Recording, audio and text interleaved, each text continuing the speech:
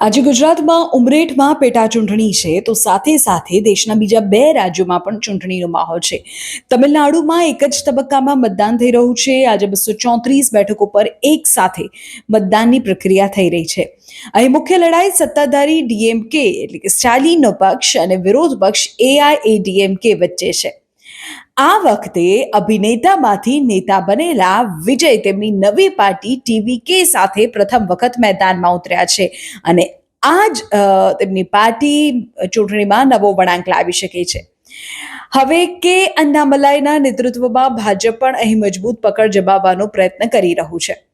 બીજી તરફ પશ્ચિમ બંગાળની વાત કરીએ તો પશ્ચિમ બંગાળમાં પ્રથમ તબક્કામાં મતદાનની પ્રક્રિયા થઈ રહી છે. પશ્ચિમ બંગાળમાં કુલ 294 બેઠકો છે, જેમાંથી આજે પહેલા તબક્કામાં 152 બેઠકો પર મતદાન છે. અહીં સીધી ટક્કર મમતા બેનર્જીની ટીએમસી અને બીજેપી વચ્ચે છે. આજનું મતદાન ખાસ કરીને ઉત્તર બંગાળ અને દક્ષિણ બંગાળના કેટલાક મહત્વના જિલ્લાઓ પર કેન્દ્રિત છે.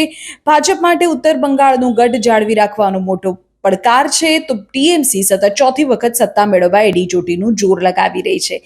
એસઆઈઆર પછી આ ચૂંટણીની પ્રક્રિયા થઈ રહી છે, એટલે તેને લઈને પણ અત્યારે જોવું એ રહેશે કે મતદાન કેટલું થાય છે અને પછી પરિણામ શું આવે છે.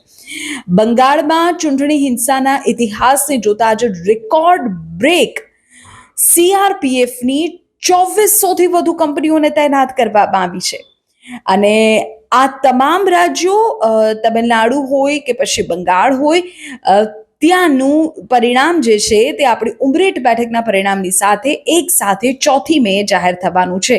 તો આજે બંગાળ અને તમિલનાડુમાં પણ મતદારો કતારમાં ઊભા છે. વહેલી સવારથી મતદાનની પ્રક્રિયા શરૂ થઈ ગઈ છે.